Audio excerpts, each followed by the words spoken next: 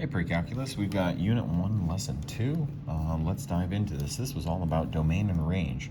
Remember, with domain and range, we're looking for all of the domain is all of the x inputs that actually have a valid result, a valid output that it maps to. That's not something that's undefined, and the y values give us all of the range, all of the possible values that we could go to. So if we look at this here, the domain, just what's the lowest number? It looks like it's 0 is the lowest number. Could it include 0? Yeah, it looks like it includes 0.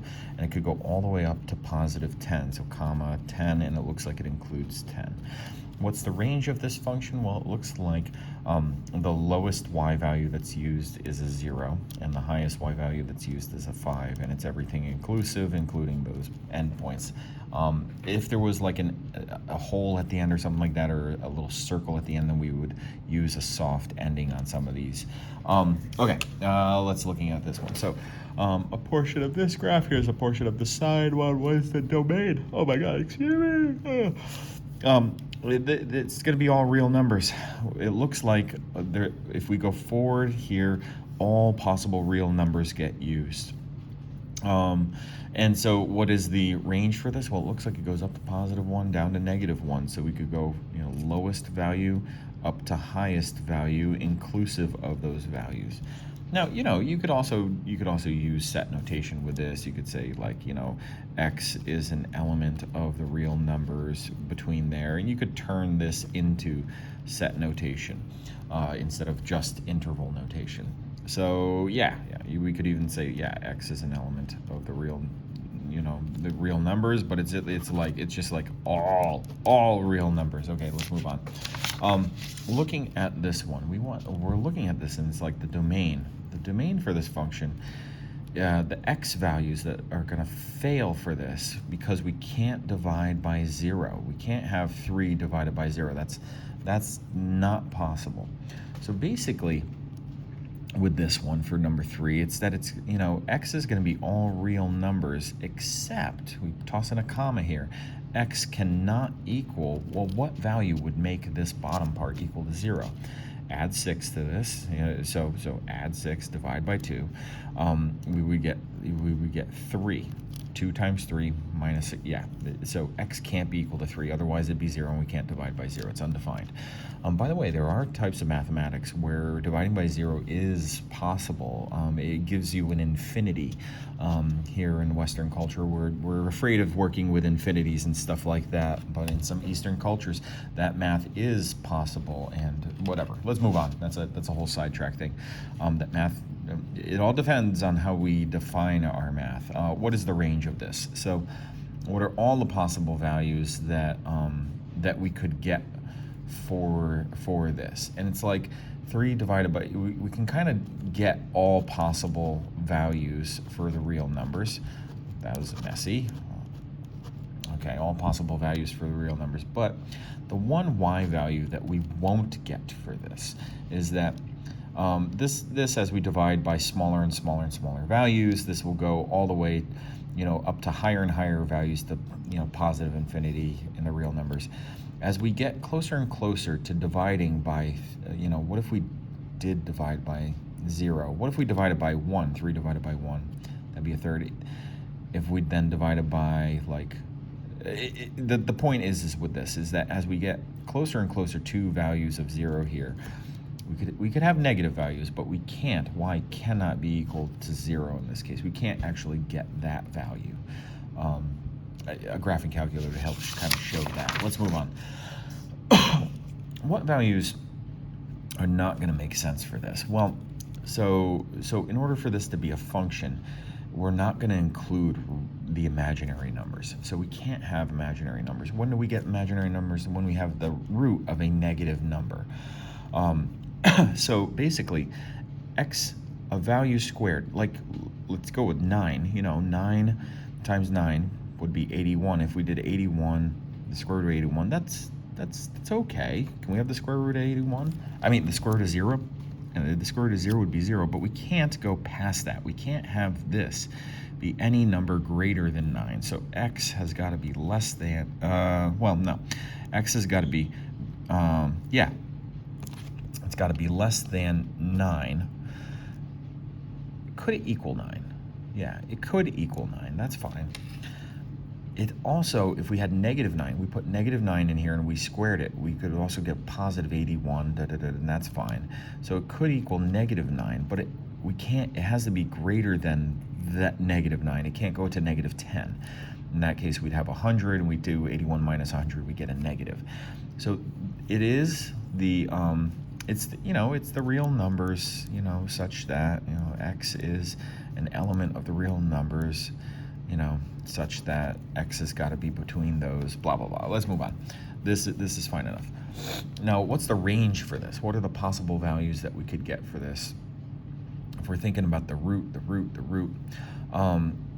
as we go, so with this, let's see, the square root, what's the highest number that we could get for this? Since we can't go to infinity, it's kind of like saying, well, what's the lowest value we could get? The lowest value we could get is if we had one of these in here, we squared them, we got 81, and we did that. The lowest value we get for y would be a 0. All right, it's going to be, and it could be a 0. What if we had 0 here, the dead center number between this? Because that's kind of like the mirror. As we get closer and closer and closer to 0, and we squared 0, we'd do 81 minus nothing. The highest value we could get for this would be the root of 81 itself, which would be 9.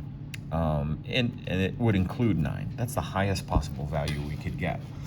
So yeah, there you go. Those are the values with this one. This is made to look ugly, but it's not that bad. It's kind of like, because there's no roots and there's no dividing by an x, this is like, we could put in any possible value, get an answer, and we could possibly get any possible value out of this one. It is all real numbers for both of them. Number 6, the battery charge in a cell phone is tracked with the function over the course of a day. Graph the possible function below that correctly represents the domain and range of the situation. So thinking about it, it's like, we're gonna have a lot of different things that could happen, but it's like, hopefully your battery starts off at, time, hours. When is this? It's like, hopefully it might start off at 100, and it's like, then you really kick it on, you start to use it, and it's like, as the day goes on, the total length of a day is no more than 24. Here's the thing, it could do that. You could have your phone on and have it off and it just stays at 100%.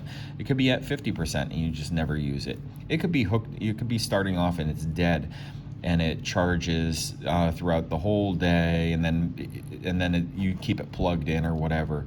There's so many different ways. Yeah, you're in class and like it's dead, you charge it, you use it, you charge it, you unplug it and use it. Okay, here's the thing. The upper bound on this, the domain for this is going to be from 0 all the way up to 24. All right, inclusive of those. All right, but it's not, and the range for this, the range is going to be from 0 to 100% charge, blah, blah, blah, inclusive of that. That's fine enough. So lots of different graphs that we can have. Let's move on. But it is bound by the day, and it's bound by the percent that you can have it charged. All right, we got this. Find the domain. These are the x values that will work and give us a solution for this. Basically, we can't have that bottom equal to 0. We can't have 2 divided by 0. That's not okay. So this can't be 0, because if it was 0 and we multiplied it by this, the whole thing would turn to 0. So x cannot equal a -7, and it can't equal a +3 either. So, but it really could equal all real numbers except those. All right, and then, all right, this last one. Temperature of a mug of hot chocolate in degrees is given by here. Okay, so 70 plus 100 times 0.98. Okay, raise to that power. And then what's an appropriate domain for the situation? So the x values that would work for this, the t values. Now we're using the letter t instead of x here. So thinking about it, it's the time in minutes after it is prepared. So there's going to be a 0. The time on this is going to start at 0. And times 0 and go up to so thinking about this, time in minutes, It's like, how far? I don't know. There's going to be an end point where it's like you've consumed your coffee and it's like done. It's gone. How long is it going to take you to drink this hot chocolate? Um, so we can't really say infinity. So we have to pick a time. The answer key on here has 45 minutes. Really, that hot cocoa is sitting around for 45 minutes. I think me, like, I'm probably, even if I'm savoring it, I'm probably done with it within 10 minutes. This number is flexible. But it should be an appropriate, a reasonable number of minutes. Appropriate range for this. Well, it's like thinking about it. It's kind of like we can't we can't really. This is decreasing. So if time was 0, then yeah, we'd just be doing 70 plus the maximum temperature for this. The output would be 170 degrees all the way down to 0 degrees. If you let it cool, I mean, I guess it's like, could it go into the negatives?